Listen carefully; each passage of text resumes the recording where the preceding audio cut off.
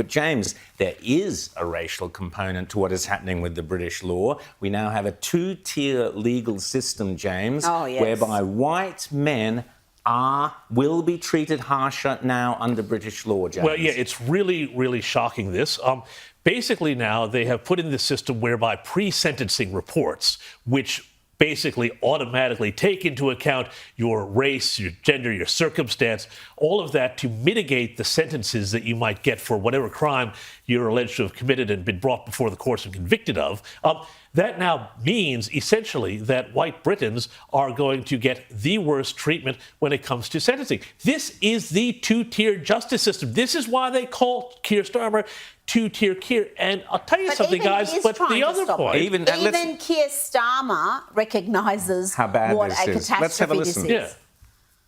Disappointed in this response, and the Lord Chancellor is obviously continuing to engage on this, and we're considering our response. And all options are on the table, but I am disappointed at this outcome, and now we'll have to consider what we do as a result.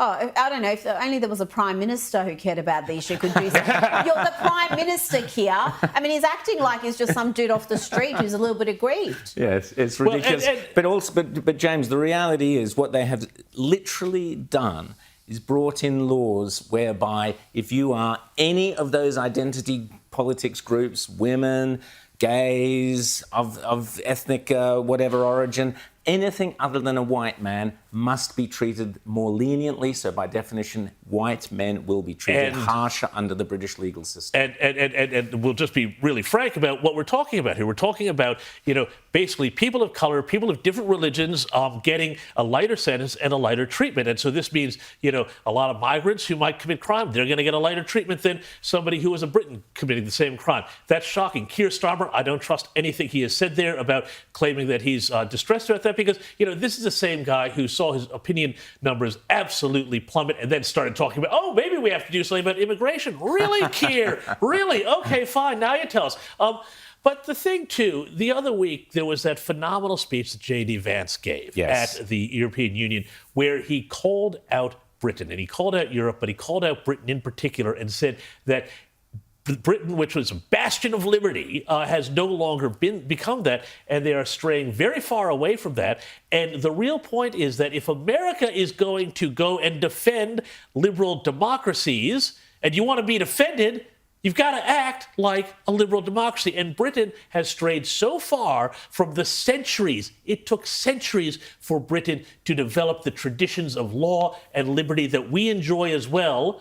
And now they're torching them at a rate of knots. And this undermines the most basic principle of our justice system, that justice is blind, that everyone's equal under the law, that you're not going to get preferential treatment based on who you are.